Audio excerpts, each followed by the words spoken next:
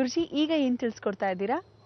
ಈ ಎಳ್ಳ ಅಮಾವಾಸ್ಯೆಯಲ್ಲಿ ನಾವು ಸ್ಮರಣೆ ಮಾಡ್ಕೋಬೇಕಾದ್ದು ಅಹಲ್ಯ, ಸೀತಾ, ತಾರ, ದ್ರೌಪದಿ, ಮಂಡೋದರಿ ತಥಾ. ಅದಕ್ಕೋಸ್ಕರ ಈ ಪಂಚಕನ್ಯಾ ಪಠಿನಿತ್ಯಂ ಅಂತ ಈ ಪಂಚಕನ್ಯೆಗಳು ಬಹಳ ಪವಿತ್ರವಾಗಿರ್ತಕ್ಕಂಥವ್ರು. ಇವರು ಪಾತಿವ್ರತ ಧರ್ಮವನ್ನು ಯಾವ ಕಾಲಕ್ಕೂ ಪರಿಪಾಲನೆ ಮಾಡ್ಕೊತಾನೆ ಬಂದರು. ಅನುಸೂಯಾದೇವಿ ಆಗಿರ್ತಕ್ಕಂಥವಳು ವಿಶೇಷವಾಗಿ ದತ್ತಾತ್ರೇಯನ ತಾಯಿ ಆದಳು. ಅದೇ ಅಂಜನಾದೇವಿ ಗರ್ಭಾನ್ವಯ ದೇವ, ಅವಳು ಮಹಾ ಸಾಧ್ವಿಮಣಿ ಆಗಿರ್ತಕ್ಕಂಥ ಸರಸ್ವತಿಯು ಸಾಕ್ಷಾತ್ ಕಪಿಶ್ರೇಷ್ಠನ ಆಗಿರ್ತಕ್ಕಂಥ ಆಂಜನೇಯನಿಗೆ ಜನನವಿತ್ತಳು. ಹೀಗೆ ಎಲ್ಲ ದೇವತೆಗಳ ಸ್ವರೂಪದಲ್ಲಿ ದ್ರೌಪದಿ ಎಲ್ಲ ರೀತಿಯಲ್ಲಿ ಅನುಭವಿಸಿ ಜೀವನದಲ್ಲಿ ಪರಿವರ್ತನಾ ಮಾಡಿಸುವಾಗ ಅಗ್ನಿ ಸ್ವರೂಪವಾಗಿದ್ದವಳನ್ನ ಅಗ್ನಿ ಸಂಭವ ಅಂತಲೇ ಕರೀತಾರೆ. ಅದಕ್ಕೆ ಕೃಷ್ಣ ಪರಮಾತ್ಮನು ಅಣ್ಣನಾಗಿ ಸಂಭವಾಮಿ ಯುಗೇ ಯುಗೇ ಅಂದ. ಅದಕ್ಕೋಸ್ಕರ ನೀವುಗಳೆಲ್ಲ ಆ ಪಾತಿವ್ರತ ಧರ್ಮವನ್ನು ಪರಿಪಾಲನೆ ಮಾಡೋಕ್ಕೆ ಸಾಕಷ್ಟು ಜನ ಹೆಣ್ಣುಮಕ್ಕಳಿಗೆ ನಾವು ಯಾವತ್ತೂ ದೀರ್ಘ ಸುಮಂಗಲಿಯಾಗಿರಬೇಕು, ದೀರ್ಘ ಆಯುಷ್ಯ ಆಗಿರಬೇಕು ಅಂತ ಪ್ರಾರ್ಥನೆ ಮಾಡ್ತೀರ. ಇದರಲ್ಲಿ ಒಂದು ವೈಶಿಷ್ಟ್ಯತೆ ಸತಿ ಸಾವಿತ್ರಿ. ಇದು ಸತಿ ಸಾವಿತ್ರಿ ಎಷ್ಟು ಕಷ್ಟಪಟ್ಟು ಗಂಡನಿಗೋಸ್ಕರ ಹೋರಾಡಿ ಆ ಜೀವನದಲ್ಲಿ ಆ ಯಮದತೆಗೆ ಪರಿವರ್ತನೆ ಮಾಡಿಕೊಂಡು ಆ ಜೀವನದ ಹಾದಿಯನ್ನು ತಾನು ತಿರುಗಿ ಹೋಗಿ ಗಂಡನ ಜೀವನ ವಾಪಸ್ ತಂದವಳು ಸಾಕ್ಷಾತ್ ಸತಿ ಸಾವಿತ್ರಿ. ಆ ಸಾವಿತ್ರಿಯ ವಿಶೇಷವಾಗಿ ಉಪಕಥೆ ಮತ್ತು ಪರಿಪೂರ್ಣವಾಗಿರ್ತಕ್ಕಂಥ ಶ್ಲೋಕದ ಮುಖಾಂತರ ಆ ದೃಶ್ಯವನ್ನು ಖಂಡಿತವಾಗಲೂ ನೋಡೋಣ. ಈಗೋ ಬನ್ನಿ.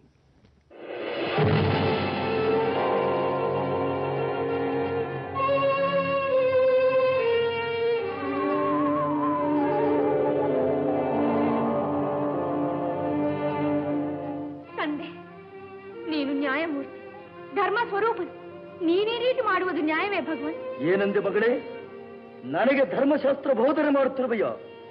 ನನ್ನ ಕರ್ತವ್ಯ ಪಾಲನೆಯಲ್ಲಿ ಏನು ಅನ್ಯಾಯವನ್ನು ಕಂಡೆ? ಈಗ ತಾನೇ ನನ್ನನ್ನು ಮಗಳೇ ಎಂದೆ ಅಲ್ಲ? ಹೌದು. ಯಮದೇವ, ಯಮದೇವ, ನಿನ್ನ ಮಗಳಿನ್ನೂ ಗೃಹಸ್ಥಾಶ್ರಮದ ಹೊಸಲು ಮೆಟ್ಟಿರುವ ತರುಣಿ. ನಿಜವೇ? ಅವಳ ಭವಿಷ್ಯದ ಬಾಳೆಲ್ಲ ಕರಾಳ ರಾತ್ರಿ ಆಗುವುದರಲ್ಲಿದೆ ಅಲ್ಲ ದೇವ? ಸಾವಿತ್ರಿ, ಏನಿದು ನಿನ್ನೀ ಅಸಂಬದ್ಧ ಪ್ರಲಾಪ? ಪ್ರಲಾಪವಲ್ಲ ತಂದೆ, ಮಗಳ ಮಂಗಳ ಸೌಭಾಗ್ಯವನ್ನು ಕೈಯಾರ ಕೊಂಡು ಹೋಗುವುದು ನ್ಯಾಯವೇ, ಧರ್ಮವೇ ಎಂದು ಬೇಡುತ್ತಿದ್ದೇನೆ ಭಗವಂತ. ಸಾವಿತ್ರಿ, ನಿನ್ನ ಮರಳು ಮಾತುಗಳಿಗೆ ಮಾರು ಹೋಗುವುದಲ್ಲ ಈ ಯಮಪಾಶ. ಕರ್ಮ ಫಲವನ್ನು ಮೀರಲು ಯಾರಿಗೂ ಸಾಧ್ಯವಿಲ್ಲ. ಇನ್ನು ನೀನು ಹಿಂತಿರುಗು. ಯಮದೇವ, ಯಮದೇವ, ಸ್ವಾಮಿ.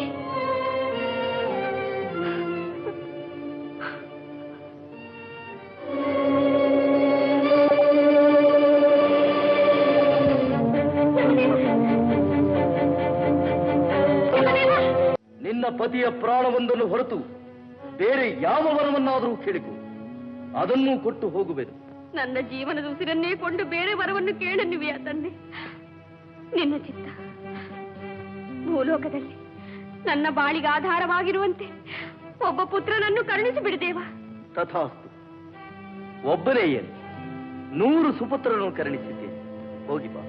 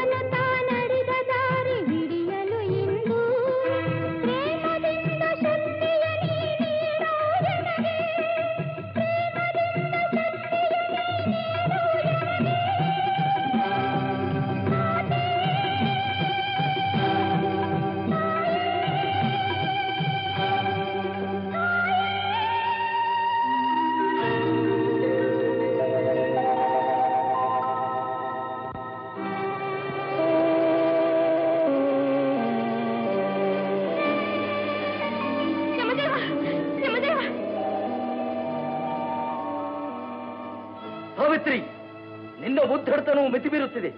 ಪತಿವ್ರತೆಯಿಂದ ಮಾತ್ರಕ್ಕೆ ವಿಧಿಯ ನಿಯಮವನ್ನೇ ಉಲ್ಲಂಘಿಸಬಹುದೇ?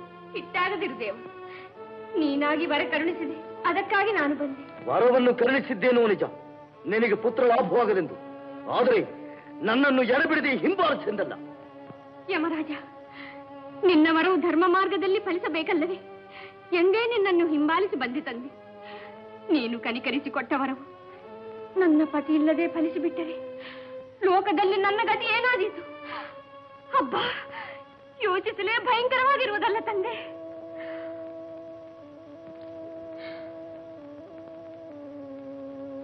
ಹೇಳು ಮಗಳೇ, ನಿನ್ನ ಜಾಣ್ಮೆಯಿಂದ ನನ್ನ ಮಾತಿನಲ್ಲಿ ನನ್ನನ್ನು ಕಟ್ಟಿ ಹಾಕಿ ಜಯಭೇರಿ ಹೊಡಿಸಿಬಿಟ್ಟಿಯಮ್ಮ.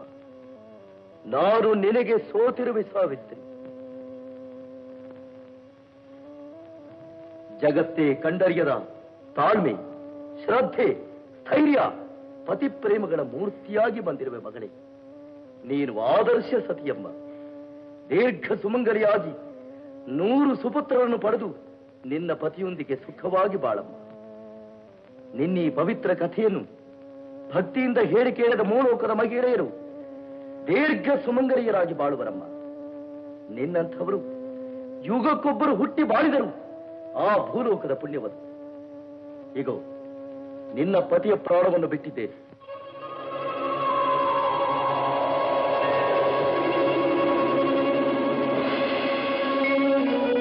ಧನ್ಯಳಾದೆ ತಂದೆ, ಧನ್ಯಳಾದೆ.